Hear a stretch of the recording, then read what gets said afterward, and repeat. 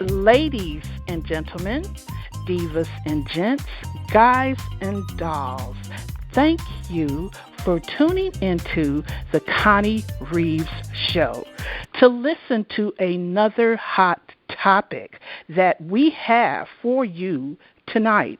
I am your host, Connie Reeves, and want to welcome my co-host, Omara Bird. How are you doing tonight, Omara? I'm doing absolutely great. Excited to be doing another radio show and excited that we have a special guest on this evening. So I'm just excited to get started so that we can get this information out to the Connie Reeves Show listeners, because it's always great information on this show. And I don't just say that because I'm a co-host either. Well, we are so glad to have you as a co-host. It's sounding really good with you and I to rock and roll this show tonight. And tonight we especially want to talk to our younger divas and gents here at WNRR Gospel 1380, the original one of a kind. I was reading an article in the Huffington Post. And as I often say, I gather information during the week because when we want to talk to our listeners, we want to give you some credibility to our stories about what is really going on in our economy. This week is our economic report, and that's what we want to focus on. And this article is titled A Fast Forwarding Strategy for 2015 College Graduates. It says that get a job, any job, as soon as possible. The job market has been improving steadily in recent years, but landing your first job after college is still a challenge. This is particularly true if your major is in a field that's not especially in demand, though competition for jobs is fierce even in some of the technical fields. How you handle your first days after graduation will be critical, and they emphasize that you should give serious consideration to starting a business. If you're having trouble finding a job, and even if you already have one, give some thought to starting your own business. That is really the way that it's going these days, you know. So it's also saying that not all jobs put you on the career fast track anymore. Having your own business can offer you an opportunity for both personal and professional growth in a way that a job might not. And if you have a substantial amount of debt to pay off, the combination of a full-time job and a side business can help you do it. Pick a field that you're really good at and have a passion for, even if it isn't related to your desired career field. It could still prove to be the area where you excel professionally, and since you're young, you will have plenty of time to grow the business into something more substantial. Later on, side business could even turn into your exit strategy from an unfulfilling job or career. So tonight we have our very special guest, Alicia Williams.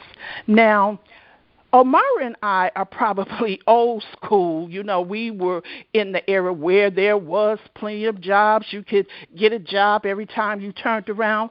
But Alicia recently came through this very scenario that we're talking about.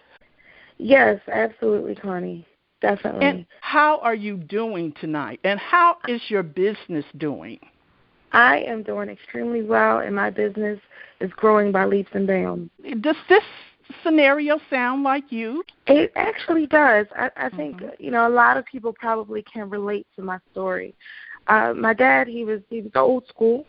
And growing up, he told me, listen, all you need to do is go to college, get good grades, and get that good government job. Well, I was obedient. I listened to my dad. I got good grades. I went to college, and I got the so-called good government job. The only problem was they wanted to pay me $28,000 a year. Now, I don't know where you can live off of $28,000 a year, but if you think about it, it's not just the living expenses. Remember, I had student loans that I had to pay. So now they're expecting you to pay those student loans back because you're out of school now, and they want their money. So I really just had to, make some decisions. And this was in 2005. And what I realized is that when I went to school for psychology, and I got a bachelor's degree in psychology. That was my passion. And sometimes your passion doesn't always pay. I had to come to the realization of that, and it was a hard lesson to learn. So I decided in 2005, okay, I really don't know what I'm going to do. I'm not making enough money to really live on my own, much less pay back my student loans. So I said, well, you know what, let me go back to school and just try it all over again and get a master's degree. Maybe that will increase my income. So I did that, but of course, that also increased the amount of money that I borrowed that I would have to pay back. So with that, I graduated in 2008, and guess what, Connie? There still weren't any available jobs that were going to pay enough money. Right. And this generation, that's what we're facing. Yes. So I kind of had to search within and think about my beginnings and my family's background. My dad, he's a small business owner. He's been a business owner my whole life. And I could always see myself owning my own business. I just wasn't sure what I wanted to do. I knew I was a hard worker. I know that I'm someone who wants to get paid according to my efforts and the work that I actually put in, not just because I showed up. So I said to myself, well, what is something that could really do that? I know it's great if you have multiple streams of income, and this one income right now is just not working for me. So, like I said, I graduated college with 2 Ds, a degree in debt, a degree in debt. And that's not, something that our parents are showing us and teaching us. They want us to go to college, but they haven't always saved for us to go to college. Right. So what I decided to do is start looking for something else, another source of income. So I came across an opportunity that has been nothing but a blessing to my family and to myself. It's afforded me the opportunity to help my mother, who has retired and is on a limited income. She retired fairly early at the age of 52. She thought she'd be able to make it with all of her retirement income. But guess what? 11 years later, Connie, that retirement income is completely gone. Oh, wow. Completely gone. So, you look around and you see what, your family and friends are doing, and you start to make decisions. You may not know what you want, but you know you may not want to end up just like them. Right. And you start to make some hard choices that could possibly change the course of your life. As I said, I started looking for an opportunity, and I looked at a few things, and eventually I came upon an opportunity that really allowed me to expand my horizons. It made me think and learn about things we hadn't learned about in school. With all those degrees I got, they never taught us about residual income or even having more than one source of income. So with the opportunity I found, I was able to get multiple streams of income and help my mother out, pay student loans, things that I wasn't able to do on one income. So it's been a blessing. It's been a blessing. So that's part of my story, and my story is still being written. But I've had great success, and I'm looking forward to even more success with working hard and the power of networking. That is awesome. That is a very realistic story now for a lot of young people. But you also said something about residual income. What is that doing for you, and what is the meaning to you? Residual income for me means freedom and flexibility. freedom and flexibility. Now, the only people that the average person knows of who receives residual income or royalties in the music industry would be people like, I guess, Beyonce, the famous folks. And they're doing things one time and getting paid over and over again. So it's something that I believe could, give my family a leg up and make life just a bit easier for us. Yes, absolutely. I know my daughter just recently graduated also, and she was in a PhD program. She went straight from a bachelor's degree from University of Southern California, and they came after her, 3 universities, in fact, Yale, University of Berkeley, and University of Chicago, and she chose the University of Chicago. So when it was time for her to start, she got to the dissertation level, and she was working on it, and she was saying, Mom, it's so hard. And then she's like, what am I doing this for? What am I doing this for? There's no jobs out here, Mom. It's not like, when you were coming up and you could get this job, get that job, and, do your thing. And so the other day she was saying to me, she said, Ma, it's like a curse on our generation. She said, ever since 9/11, it seems like there's been a curse on our generation. We got all of this debt. We did everything they told us to do. We got good grades in high school. We got into the best universities. We went and got the master's degree. And we went on and tried to get this, that, and the other. And it's not working for us. She said it seemed like you could pray for stuff and stuff just started happening. She said, I'm praying even harder. So she said it's like a curse. And Amara, I know that you had a daughter that just graduated. Now, how's things working for her? It is similar to most people's stories, and I enjoyed the clip you read from the Huffington Post, and Connie brings the news. I bring the reality for me, where what we Absolutely. See. Everybody knows someone, and I always think of 3 different things that are very similar, because everybody knows someone who is either going in the service in the military, or coming out of the service, or someone knows someone who's going into college, been in college, coming out of college. And everyone knows someone who's going to jail, been in jail, coming home from jail. And some people may know a person who's done all 3. They went in the service so that they could get into college, and graduated from college and couldn't get a job, and did something that put them in jail. So, I have a 23-year-old daughter who came home from college.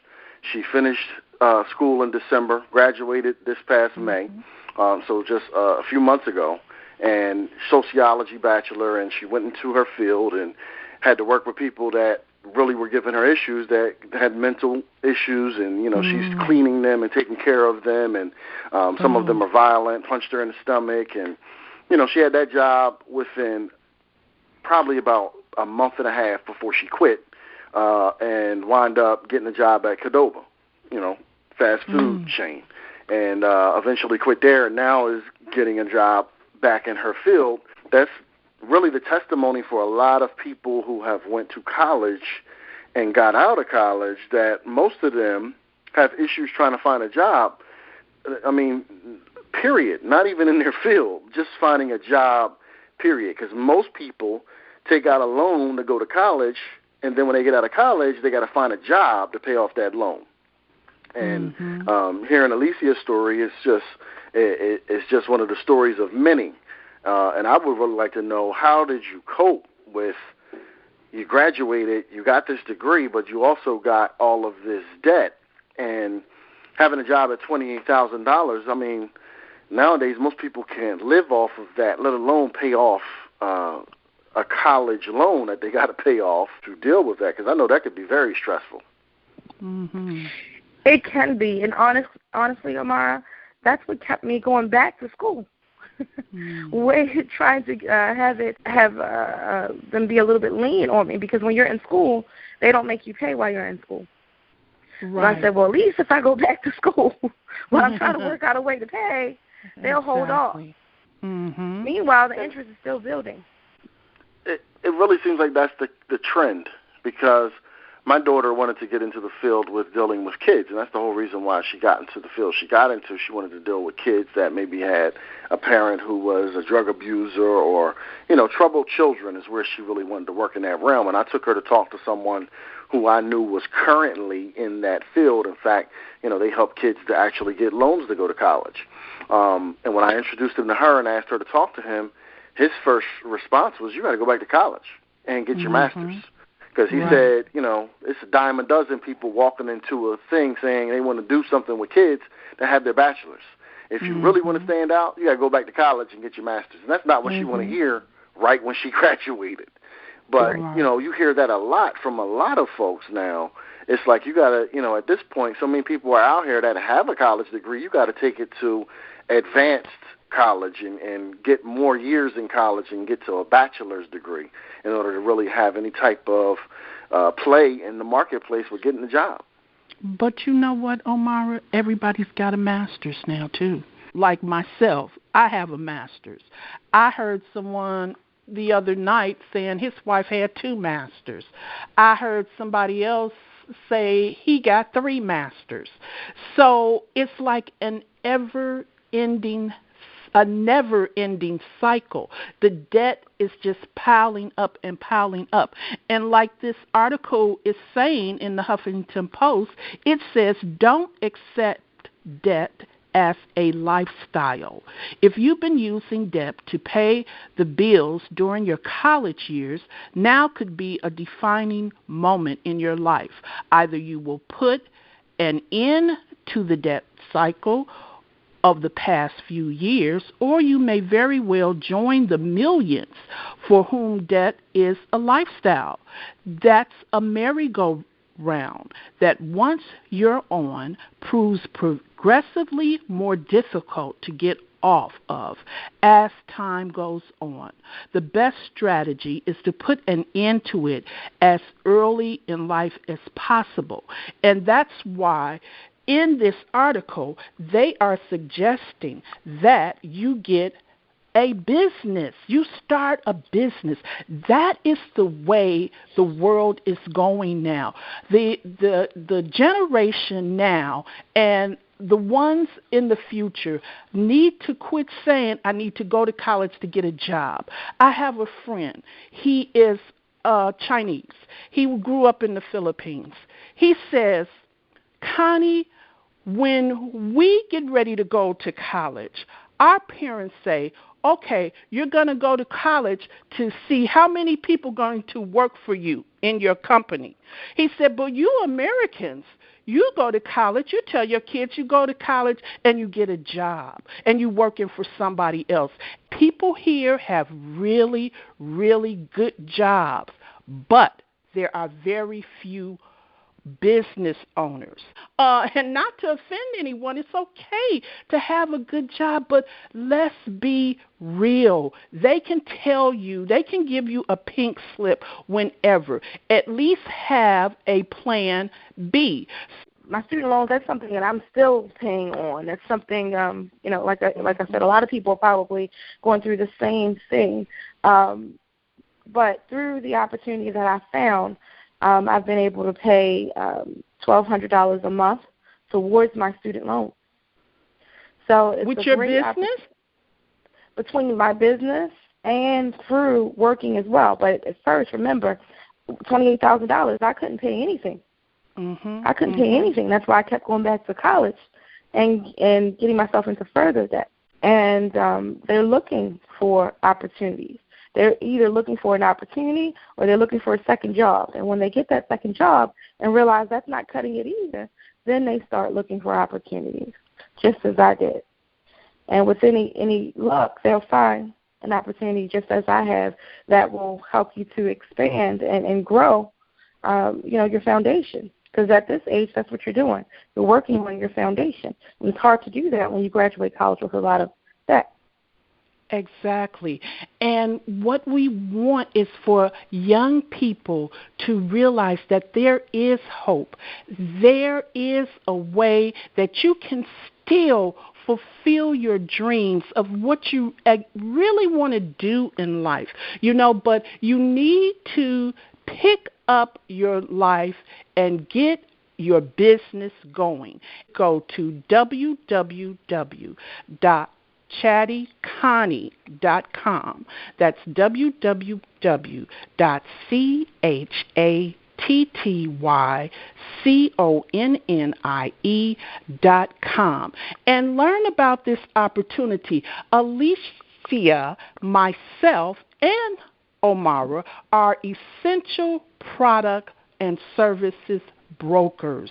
We are so excited about the opportunity that we have found about that has retired me early in my household, that has helped in Omara's household, and that has helped this young lady get her feet back on the ground and get focused on what her aspirations in life. Owning a business is not easy at all. It just provides the freedom and flexibility and the unlimited income potential. And that's what's so attractive about being a business owner to me. Well, I have a friend who is very close to me, and we share everything. So, of course, we want to make sure that we're helping the other person. So she saw the opportunity before I did, and she told me about it. And I was open-minded because, remember, I definitely need to make more money. And when you're broke, you should definitely not be closed-minded. You should be open-minded to changing your situation. So I was open-minded because I knew I couldn't continue, things couldn't continue the way they had been continuing, and that I needed things to improve for my future to be better. So when she shared the opportunity with me, I jumped on board right away. I mean, there was no question in my mind. Okay, it's something we're going to do together. We're going to work as a team. We're going to help each other. And then there's power in proximity. Exactly. So I know if she's going to do well, then just by being close to other people who are trying for the same goal, then I have no choice but to also do well. So that's how I was introduced to the opportunity. And also, people don't realize the tax benefits with having a home business. It is very lucrative. There are benefits and deductions for a lot of things that will help you get some money back. We have a tax CPA, and he explained to us that you should at least get back $5,000. Now, young people, come on now, divas and gents. If you aren't getting back that kind of tax return, you are really just digging yourself in a hole, and you don't have to go and have children to get back a big tax return or borrow somebody's children. The opportunity is in front of people to go and get a great education. And let's be clear, we're not knocking education. We're definitely not knocking the idea of furthering yourself through education. But we are looking at the harsh realities of what is happening with a lot of individuals who are going to get a higher education and coming into a marketplace that is not wide open in terms of opportunities with their field, let alone just their field, but no opportunities for jobs at all. And the issue is that it comes from a mindset of dealing in the industrial industry when industrial was the big deal, and right. That is what was bred into us from an early age to, the industries went into these schools and wanted to breed that into the mindset of folks that you need to come get a job. You need to graduate, come work for us so that, they could become profitable in their businesses. And, it was a good time when industry was big, but industry hasn't been big for decades. Now, being in the age of technology, you need to be looking for an opportunity to do something that is going to generate income for you way better than having a W-2. And if you're a W-2 employee, you subject yourself, as Ms. Connie Reeves said, to taxes at about 38%. So every dollar you make, the government is in your pocket for 40 cents almost of that dollar before you even see that dollar. And to me, that felt like robbery.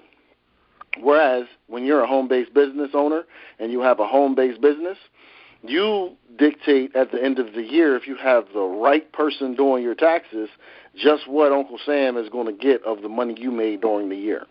So you definitely want to take a look at the opportunity to be an essential service broker and position yourself to be in full control of your income. It hurts, because we've all been there, to be subject to an impoverished state of mind and an impoverished state of reality where, a lot of people say they were living check to check. I literally was living check to Monday. Tuesday afternoon, I was trying to borrow some money to get lunch. And you don't want to be in that position. You want to take hold of your future and to be able to seize it and actually dictate your destiny versus being subject to the whims of the world, and you can't control anything. So if you want to be an essential services and products broker, what you need to do is get a pen and paper out now, and you need to write down this web address that Ms. Connie Reeves is going to give you, and you need to go to that web address and get the information. Again, this is just information, but I can guarantee you that it's information you need, and as cliche as it sounds, this is information that can change your life. So write down the address that Ms. Connie Reeves is going to give you, and go to the website, fill out your name and email, and submit it to get more information. So, Ms. Connie Reeves, bless them with that information one more time. Yes, and it can absolutely save your life, young people. We really want for our young people to be very successful. We hear of all the stress that you're going through, and you really need to take charge, like Mr. Omara Bird just said, and take charge of your life. So go to www.chattyconnie.com. That's www.chattyconnie.com. The main thing I'd like to say is that if you are finding yourself or in a situation like I was where you're not getting paid what you're worth at your current job, don't look for another job because you'll still be broke. Look for an opportunity, a business opportunity that can generate unlimited income based on your effort. Go to www.chattyconnie.com. That's www.chattyconnie.com. I thank you so much, Alicia Williams, for being our special guest tonight. Omara Bird and I really appreciate your story, and we wish you the best. Thank you. Ladies and gentlemen, remember that we are here to educate you to get money, make money, and save money.